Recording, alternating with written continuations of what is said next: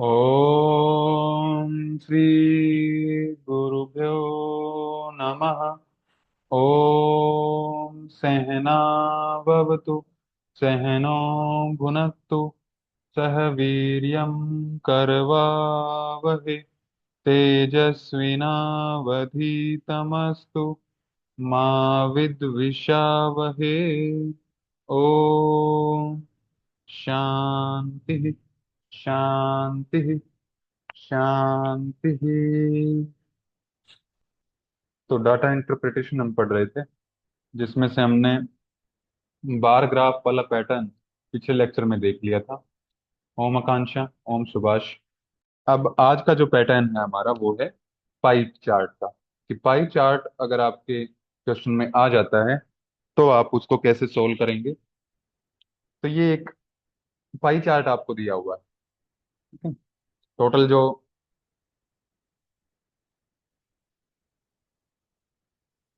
इसका जो टोटल बनता है वो 100 बनेगा। ठीक है। एंगल कितना होता है इसमें, अगर इस सेंटर की बात करूं तो एंगल कितना बन जाएगा अगर इस सेंटर की बात करें तो एंगल कितना बनेगा यहाँ पर।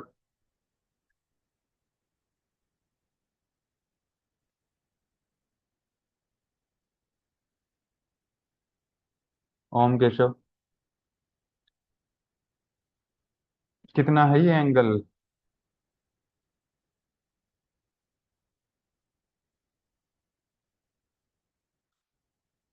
नमस्ते सौरभ। 360 डिग्री। ठीक है। इस सेंटर पे जो एंगल बनेगा कंप्लीट, वो बनता है 360 डिग्री। ठीक है। और टोटल होता है इसका 100%। ये बेसिक सी चीजें हैं दो, जो आपको पता होनी चाहिए। ठीक है। अब इससे रिलेटेड जो क्वेश्चन है वो करेंगे हम। दिया क्या हुआ है इसमें। It gives the breakup of expenses of an educational institute. कि मतलब जो भी खर्चा होता है उस संस्था में, तो उसका डिवाइड किया गया है कि पब्लिसिटी के ऊपर कितना खर्चा करते हैं वो। तो 4%। स्टाफ की सैलरी देने में 38%। और कल्चरल इवेंट्स पे 5%, स्पोर्ट्स पे 8%, ट्रांसपोर्टेशन में 10%, और उसकी बिल्डिंग या फिर जो भी चीजें हैं वहां पर इंस्ट्रूमेंट है उनकी मेंटेनेंस के लिए 20%। और जो बाकी छोटा मोटा बच गया वो 15% में आ जाता है। तो ये डेटा आपको दिया हुआ है। अब पहला क्वेश्चन इसमें क्या आता है आपका, कि if the total expenditure during a year is rupees 65 lakhs. कि 65 लाख जो है वो टोटल खर्चा है, टोटल एक्सपेंडिचर है। Then what are the expenses on cultural events. तो कल्चरल इवेंट्स का इसने स्पेशली पूछ लिया है कि अगर टोटल खर्चा हम 65 लाख माने तो अकेले कल्चरल इवेंट्स पर कितना लगेगा। तो क्योंकि ये कंप्लीट कितना है आपका 100% है, तो 100% की इसने वैल्यू दे दी आपको 65 लैख। तो पूछा कितना है कल्चरल इवेंट्स में आपका 5% खर्च होता है। तो जब इस टोटल खर्चे का हम 5% निकाल देंगे कल्चरल इवेंट्स के ऊपर जो एक्सपेंडिचर है वो है 5%।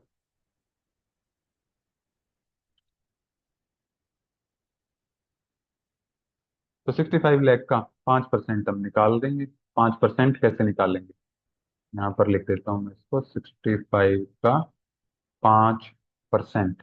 ये परसेंटेज में तो 5% दिया हुआ है इसने, लेकिन इसने पूछा रुपीज में कितना होगा ये। तो इसका 5% निकालेंगे, कितना हो जाएगा ये। 65 की आप 5 से मल्टीप्लाई करेंगे 3,25,000।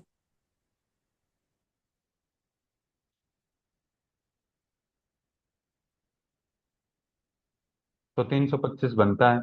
डिवाइड में 100, 3.25 लैख। ये सिंपल सा क्वेश्चन दिया था।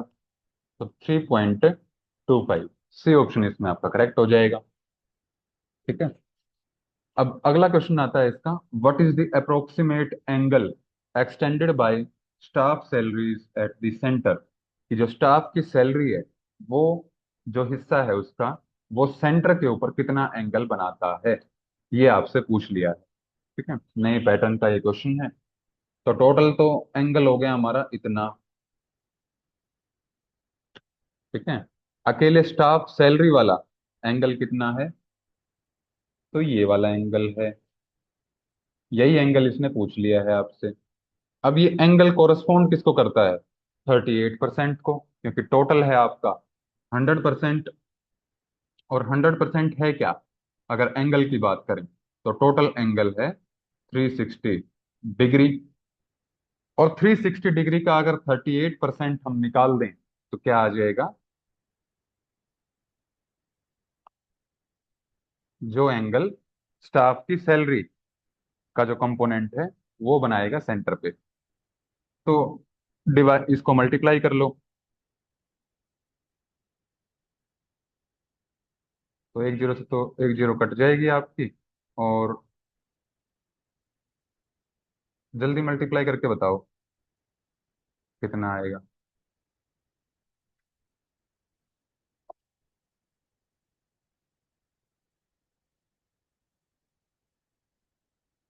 हाँ, सुभाषीय परसेंटेज में नहीं है 3.25, ये लैख में आएगा।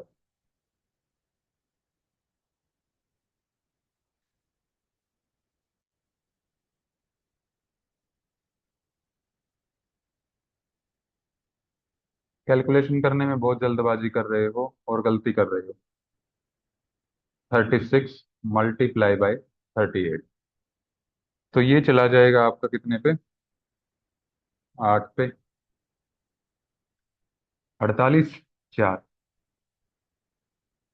1368। ये सही कैलकुलेशन है इसकी, 1368 आ जाएगा। और डिवाइड में कितना है, 10, यानी कि 136.8 डिग्री। ये आपका आंसर हो जाएगा, इतना एंगल ये बनाएगा। अब किसी का भी आपसे पूछ लेता, मान लिया अब इसने पूछ लिया आपसे कि पब्लिसिटी पे कितना करेंगे, तो पब्लिसिटी वाला है आपका, पब्लिसिटी में कितना एंगल बनेगा, तो 360 का आप 4% निकाल देते। ठीक है, और मेंटेनेंस का पूछता तो 20% निकाल देते, ट्रांसपोर्टेशन का 10%। तो अलग अलग ही आप सारे एंगल निकाल सकते हो जो आपसे पूछे। ठीक है, तो लेकिन 136.8 तो है नहीं, क्योंकि पॉइंट में 8 है, यानी कि 5 से बड़ी संख्या है। तो जब भी पॉइंट के बाद 5 या 5 से बड़ी संख्या होती है तो उस पहले वाले में हम एक ऐड कर देते हैं, यानी कि कितना बन जाएगा ये, 137 डिग्री। ठीक है, आसान क्वेश्चन था ये भी, सीधी सीधी कैलकुलेशन है, बस इसमें आपको पता होना चाहिए करना क्या है।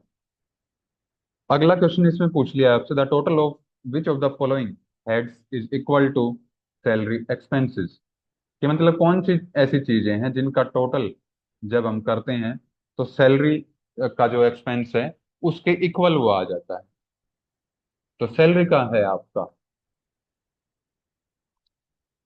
38%। तो 38% देख लीजिए अब किस किस का आएगा।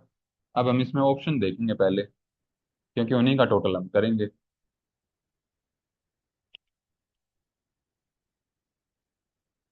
तो पहला दिया इसने miscellaneous, transportation and cultural events.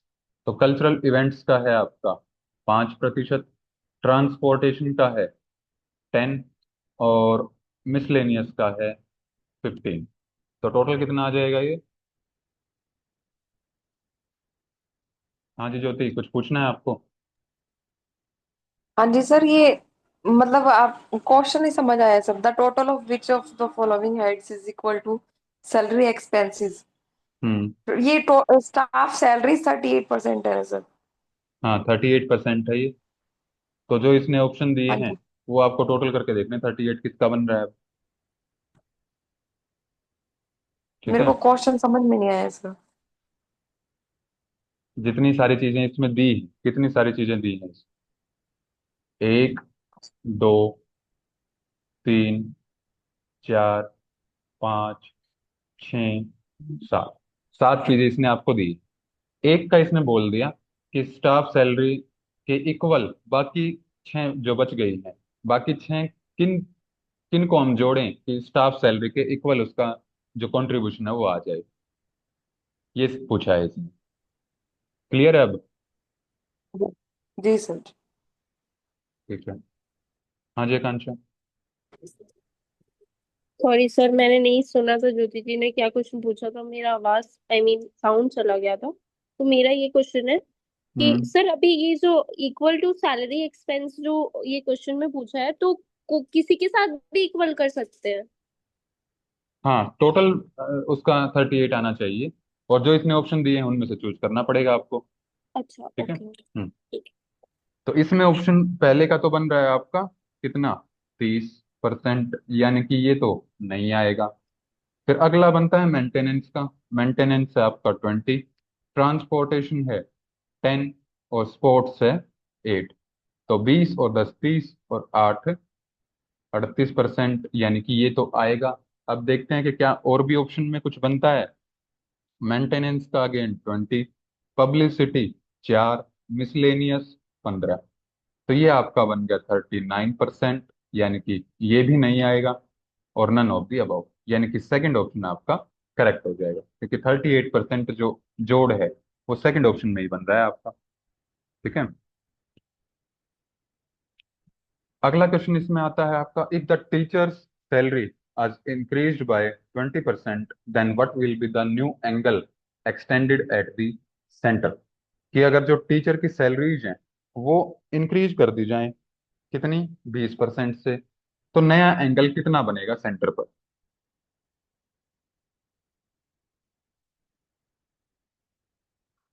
कितना बनेगा?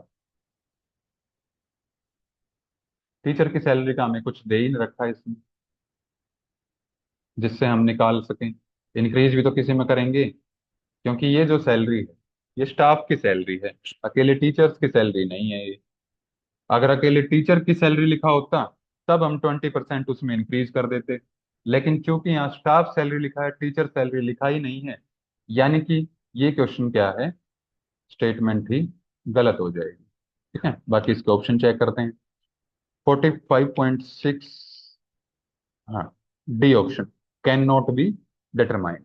क्यों नहीं डिटरमाइन कर सकते हम इसको? क्योंकि टीचर की सैलरी का कोई कुछ भी इसमें आपको नहीं दिया हुआ है, ना परसेंटेज में, ना इसकी कोई वैल्यू दी है कि इतनी सैलरी के ऊपर खर्चा आता है टीचर्स को देने में। क्योंकि स्टाफ के अंदर तो स्वीपर भी आ गए, टीचर्स भी आ गए, प्रिंसिपल भी आ गया, वाइस प्रिंसिपल भी आ गया, सब कुछ आ गया, क्लर्क भी आ गए। ठीक है? तो यानी कि इसको हम डिटरमाइन नहीं कर सकते।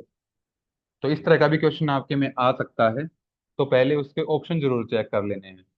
कहीं क्वेश्चन को पढ़ के पूरा घूमते रहो, कैलकुलेशन करते रहो, लास्ट में देखो कि डी ऑप्शन में तो ये लिखा है कैन नॉट बी डिटरमाइन।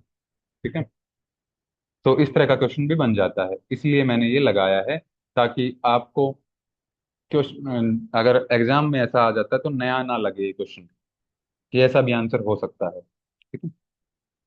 अब अगला क्वेश्चन इसमें लास्ट क्वेश्चन पूछता है, what is the angle extended at the centre. कि एंगल सेंटर पे कितना बनेगा, कौन कौन बनाएगा, बाय द कॉम्बिनेशन ऑफ, किस किसका कॉम्बिनेशन, मिसलेनियस का और कल्चरल इवेंट्स का।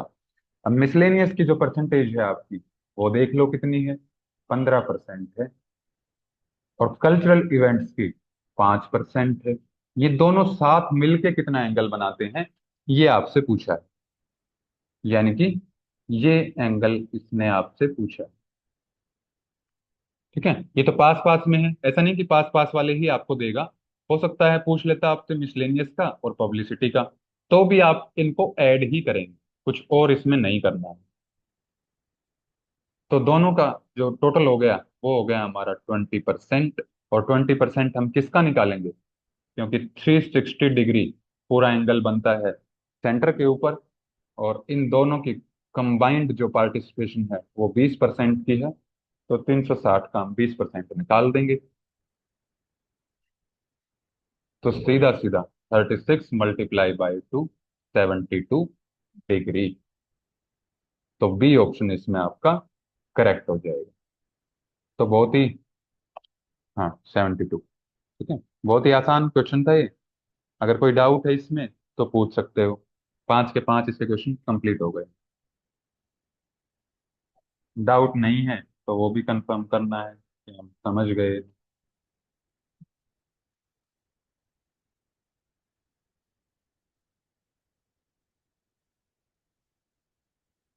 ओके जी। अब अगला पाई चार्ट का ही क्वेश्चन है आपका, ठीक है। कल से हमारी टेबल स्टार्ट हो जाएंगी।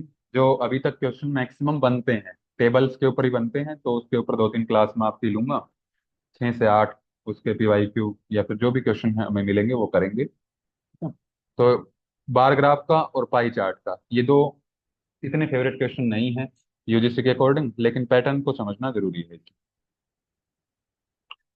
तो अगला क्वेश्चन इसमें आता है कि it gives the breakup of, pie chart दिया हुआ है, एक ब्रेकअप दिया है किसका, एक्सपेंसेस का, incurred in publishing a book, कि जब भी हम कोई बुक पब्लिश करते हैं तो उसके ऊपर क्या क्या खर्चा आ जाता है, तो उसका एक्सपेंस का इसमें क्या दिया हुआ है, ब्रेकअप दिया हुआ है। कि बाइंडिंग जब हम किसी बुक की करवाते हैं तो 20% खर्चा आता है, ट्रांसपोर्टेशन में 10%, पेपर पे, किसी न किसी पेपर के ऊपर ही प्रिंट होगी वो, तो 25%, और उसकी प्रिंटिंग कॉस्ट 20% है। उसके प्रमोशन के लिए 10% खर्च किया जाता है, और रॉयल्टी के लिए, रॉयल्टी के ऊपर 15% खर्चा आ जाता है। तो ये आपको सिंपल सा एक क्वेश्चन दिया हुआ है। अब इसके क्वेश्चन देखते हैं क्या क्या है। If the publisher has to pay, कि पब्लिशर को कितना पे करना पड़े, ₹61,200, 61,200 रुपये इसको पे करने पड़े, किसके ऊपर, as the printing cost, printing cost के ऊपर। अब चूंकि हमें प्रिंटिंग कॉस्ट, पहले इतना ही लिखो,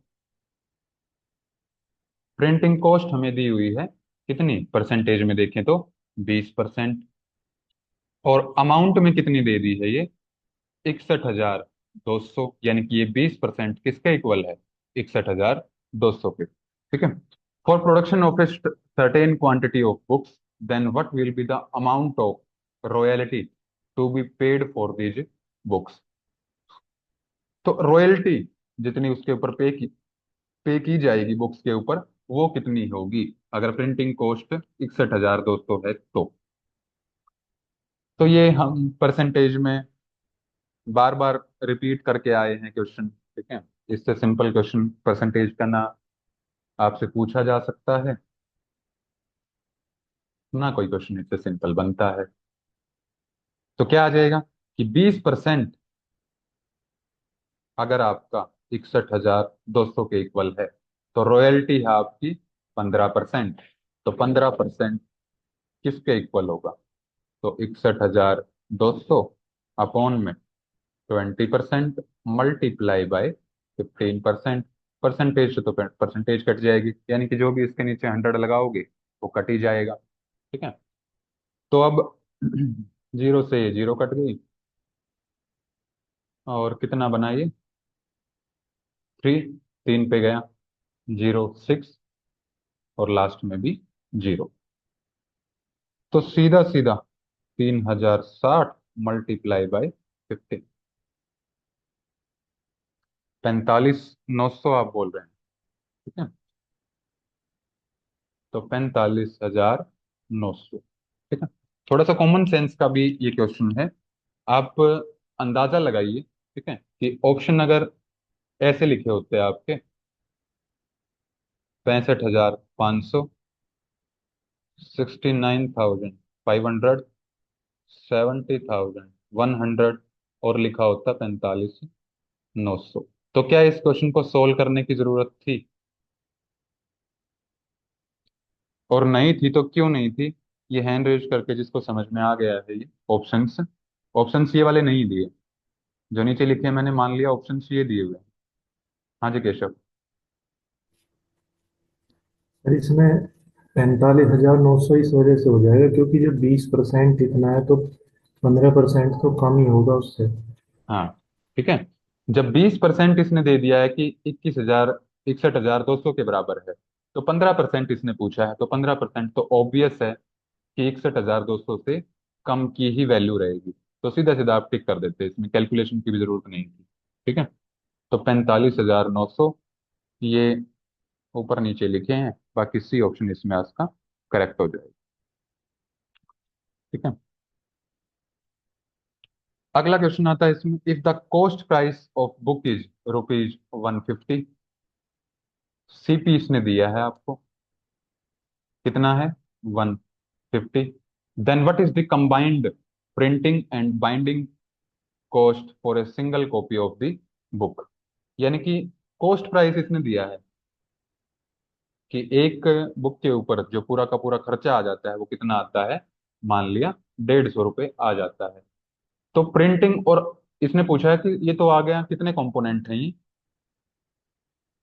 एक कंपोनेंट, दो, तीन, चार, पांच और छह। तो ये छह के छह एलिमेंट जब हम जोड़ देते हैं तभी उसकी किसी बुक की कॉस्ट प्राइस डिसाइड होती है कि हम कितने में उसको बेचेंगे। सारा ट्रांसपोर्ट का जोड़ के, बाइंडिंग का, रॉयल्टी का, सब कुछ ऐड होके किसी बुक का प्राइस जो है डिसाइड होता है। तो यानी कि जो सीपी दिया हुआ है ये कंप्लीट 100% आपका दिया हुआ है। ठीक है, पहली चीज तो समझने की ये। अब छह के छह एलिमेंट्स का जो रेट है वो तो आ गया है आपका 150। पूछा है इसने प्रिंटिंग का और बाइंडिंग कॉस्ट का, किन्हीं दो का इसने आपसे एलिमेंट्स का जो है पूछ लिया है। तो प्रिंटिंग के ऊपर कितने परसेंट लगते हैं, कहाँ है प्रिंटिंग, ये रही, 20%। और फिर आता है बाइंडिंग कॉस्ट। बाइंडिंग के ऊपर कितना लगता है, बाइंडिंग के ऊपर भी 20%। तो टोटल कितना हो गया ये, 40%। तो जब 100% आपका, ये किसके बराबर है, 100% के, 100% 150 के बराबर है आपका, तो 40% किसके बराबर हो जाएगा,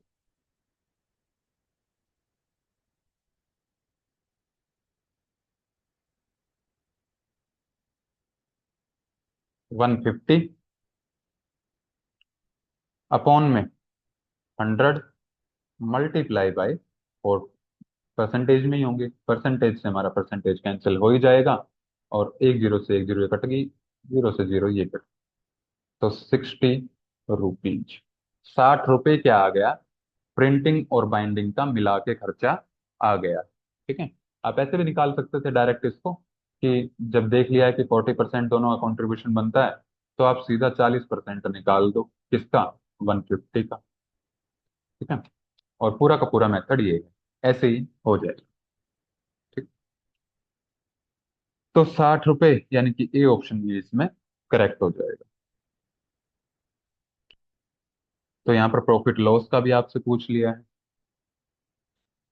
अब दोबारा से एंगल का पूछ लिया है इसने। एंगल आप सभी निकाल के और मैसेज करेंगे चैट बॉक्स में, क्या आएगा कि what is the central angle of the sector corresponding to the expenditure incurred on royalty. कि रॉयल्टी के ऊपर जो भी खर्चा आता है वो हिस्सा कितना एंगल बनाता है। तो ये वाला एंगल इसने आपसे पूछा है।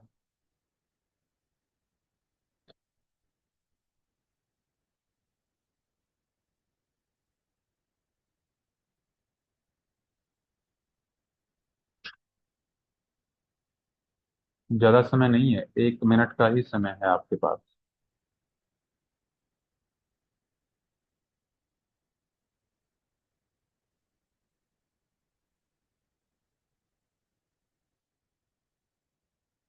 24, 54, बाकियों का क्या जवाब है,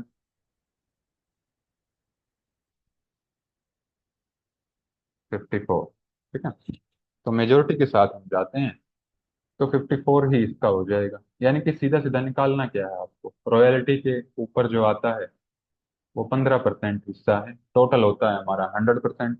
100% किसके इक्वल है, ऐसे भी लिख सकते हैं इसको कि 100% किसके बराबर है, 360 डिग्री के बराबर है। तो 15% किसके बराबर होगा, तो 360 अपॉन में 100% मल्टीप्लाई बाय 15%। और ये परसेंटेज से परसेंटेज कट जाएगी, लेकिन ये भी तो यही चीज लिखी है कि 360 मल्टीप्लाई बाय 15/100, यानी कि 360 का आपको 15% निकालना है, सीधा सीधा। ठीक है, घुमा फिरा के जैसे भी आप करना चाहें वैसे इसको कर सकते हैं। तो जीरो से जीरो कट गई, और 15 6 पे जाएगा 90, 15 तिया 45, और 9 54, 540 अपॉन में 10, तो कितना आ जाएगा ये, 54 डिग्री। केशव कैलकुलेशन में गड़बड़ कर रहे हो,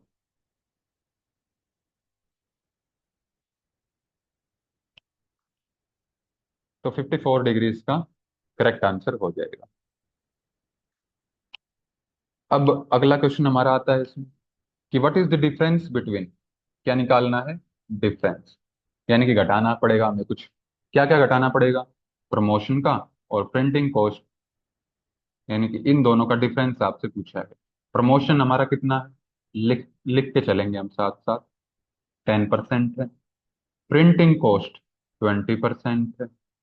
if we assume that total cost is rupees 200, यानी कि टोटल कॉस्ट दी है इसने, यानी कि छह के छह एलिमेंट्स को मिला के,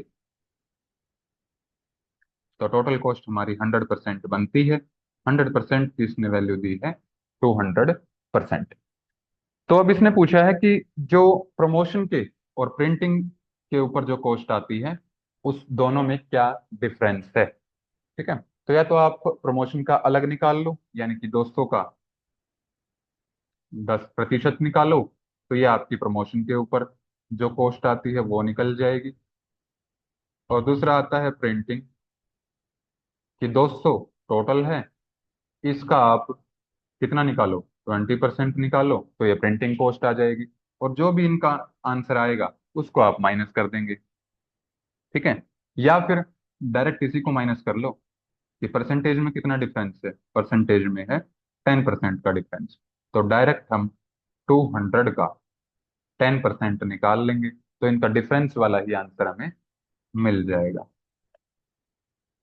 तो 200 का 10% सीधा सीधा 20 रुपए बन जाता है, तो रुपीज 20। ठीक है, आसान क्वेश्चन है, मजा आ रहा होगा करने में। इसको कौन करेगा, ये क्वेश्चन मुझे बताइए। हैंड रेज कर लेना जिसको इस क्वेश्चन में कॉन्फिडेंस हो कि वो करवा सकते हैं इस क्वेश्चन को। इफ 100 कॉपीज आर पब्लिश्ड, कि किसी बुक की 100 कॉपियां जो हैं पब्लिश होनी है, the transportation cost on them amounts to rupees 15,000। तो अकेला इसने ट्रांसपोर्टेशन का दे दिया है। ट्रांसपोर्टेशन हमारी परसेंटेज में आती है 10%, और रुपीज में इसने दे दिया है 15,000। Then what should be the selling price per book so that the publisher can earn a profit of 20%, कि अब वो सेलिंग प्राइस कितना रखे जिससे प्रॉफिट उसको 20% पर बुक मिल जाए। पर बुक लगा लो या फिर ओवरऑल लगा लो, एक ही बात है। तो कौन करवाएगा इस क्वेश्चन को, है किसी को कॉन्फिडेंस अपने ऊपर?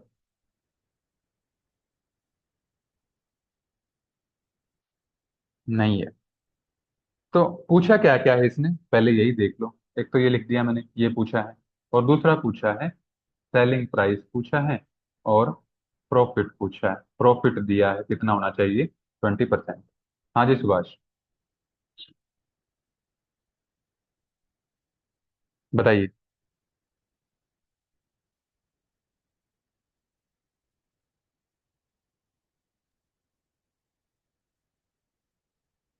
म्यूट है सुभाष क्या? जी, बताइए।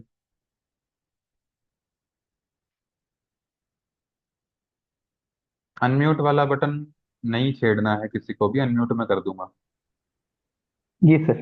हाँ बताइए। सर ये 10% इतना है, हम्म। इतना, ये इतना अमाउंट है, तो ये 100% इसका इसका 100% निकाल लेंगे, फिर उसमें सर उसमें 20% बढ़ा देंगे। हाँ, 100% जो निकल के आएगा, क्या निकल के आएगा वो,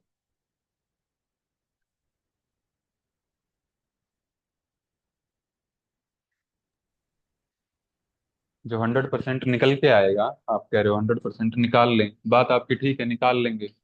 लेकिन जो निकल के आएगा वो क्या आएगा?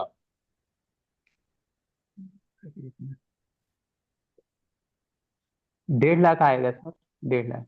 नहीं, 1.5 लाख तो आ गया, वैल्यू नहीं पूछा मैं। जैसे कि ये आपका सेलिंग प्राइस पूछा है, तो ये 100% जो निकालेंगे ये क्या आएगा, ये कॉस्ट प्राइस आएगा। जी ठीक है, जी जी। हाँ, ये 100% उसका कॉस्ट प्राइस हो जाएगा, कितनी बुक्स का, 1,000 बुक्स का। लेकिन इसने पूछा क्या है, सेलिंग प्राइस किसका पूछा है, सेलिंग प्राइस पर बुक, एक बुक का पूछा जी है, जी। तो एक बुक का हम कॉस्ट प्राइस निकाल लेंगे। तो जी जी। पहले तो एक बुक के ऊपर हम ट्रांसपोर्टेशन निकाल लेते हैं, कितना आएगा। ठीक है, आप लास्ट में भी कर सकते हैं इसको, कि आप 1,000 से डिवाइड कर देंगे जो भी आएगा। ठीक है, और अभी कर लेंगे तो कैलकुलेशन आपकी थोड़ी छोटी हो जाएगी। पहले हम, ये है 1,000 बुक्स का, अब एक बुक का हम निकालेंगे क्या, ट्रांसपोर्टेशन। तो एक बुक का हो जाएगा आपका 15,000 डिवाइड में 1,000, सिंपल चीज है। तो ₹15, 15 रुपए एक बुक के ऊपर ट्रांसपोर्टेशन का खर्च आता है। तो उसकी कॉस्ट प्राइस क्या होगी, यानी कि 100% आपको दिया है कितना, नहीं 10% आपको दिया है ₹15 एक बुक का। और जब कॉस्ट प्राइस निकालेंगे, कॉस्ट प्राइस होता है 100%, तो जब 10% 15 के इक्वल है, तो 100% किसके इक्वल हो जाएगा। यहाँ जीरो लगी है तो यहाँ भी जीरो ऐड कर दो, निकालने की भी जरूरत नहीं है। तो 150, ₹150 एक बुक का क्या आ गया है, कॉस्ट प्राइस। कॉस्ट प्राइस क्या होता है, क्रय मूल्य। ठीक है, पूछा क्या है इसने, पूछा है सेलिंग प्राइस, लेकिन प्रॉफिट कितना होना चाहिए, 20% होना चाहिए। तो पहले तो हम प्रॉफिट निकालेंगे। परसेंटेज में तो दिया है 20%, और रुपीज में कितना हो जाएगा, 150 मल्टीप्लाई बाय 20/100। तो रुपीज में हो जाएगा प्रॉफिट 30 रुपए। तो कॉस्ट प्राइस भी आपके पास है, प्रॉफिट भी आपके पास है, क्या निकाल लेंगे, सेलिंग प्राइस। सेलिंग प्राइस होता है कॉस्ट प्राइस प्लस में प्रॉफिट। कॉस्ट प्राइस है आपका 150, प्रॉफिट है 30 रुपीज। तो सेलिंग प्राइस कितना हो जाएगा, 180 रुपीज। किस किस को ये समझ में आ गया है क्वेश्चन, और किसको नहीं आया है। तो 180 रुपीज इसका आंसर हो जाएगा आपका। जिसको नहीं आया है हैंड रेज कर लो जल्दी। हाँ जी ज्योति। पर ये समझ में नहीं आया, जैसे एक बुक का आपने निकाला 15 रुपए, हम्म। फिर कॉस्ट प्राइस इसका, कॉस्ट प्राइस 100 होता है। 100% होता है, 100 नहीं होता है। अब सारी हाँ जी। चीजें मिलके, जो कि 6 टाइप के खर्चे आ रहे हैं किसी बुक के निर्माण में, तो सारी चीजें ऐड होके ही तो किसी बुक का कॉस्ट प्राइस डिसाइड होता है, या नहीं होता है। हाँ जी। हाँ जी सर। ठीक है, तो सारी चीजें मिला के कितना परसेंट बनता है, 100% बनता है, तो कॉस्ट प्राइस है हमारा। जी जी ठीक। जी। हाँ, तो 10% इसने दिया है, कितना हो गया है, क्योंकि 10% था हमारा खर्चा। 1,000 बुक्स के ऊपर तो 15,000 खर्चा आता है हमारा ट्रांसपोर्टेशन में। और एक बुक के ऊपर कितना आ जाएगा, 15,000 को जब हम 1,000 से डिवाइड करेंगे तो पंद्रह एक बुक रुपए का खर्चा रुपया आ जाएगा ट्रांसपोर्ट में। तो जब एक बुक का खर्चा यानी कि 10% आपका 15 रुपए के बराबर है, तो 100% किसके बराबर होगा, 150 रुपए के बराबर होगा। प्रॉफिट किस पे निकलता है हमेशा, सीपी पे भी निकलता है, कॉस्ट प्राइस पे निकलेगा, क्रय मूल्य पे निकलेगा। और उसका ये 20% कह रहा है कि प्रॉफिट उसको होता है। तो कॉस्ट प्राइस का आप 20% निकाल देंगे, तो 30 रुपए इसका क्या मिल जाएगा, प्रॉफिट। ठीक है, और टोटल सेलिंग प्राइस क्या हो जाएगा जब हम कॉस्ट प्राइस और प्रॉफिट को ऐड करते हैं। क्लियर है। जी जी सर जी। ठीक है। और डाउट है किसी को कोई इसमें, क्योंकि इसमें डीआई भी आ गई है आपकी, और परसेंटेज भी पूछ ली है, और प्रॉफिट एंड लॉस भी पूछ लिया है।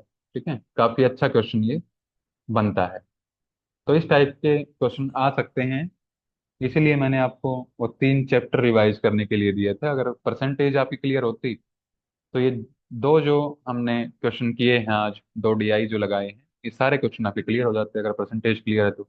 परसेंटेज नहीं है तो इन्हीं में उलझे रहते। तो ये थे आपके आज का टॉपिक।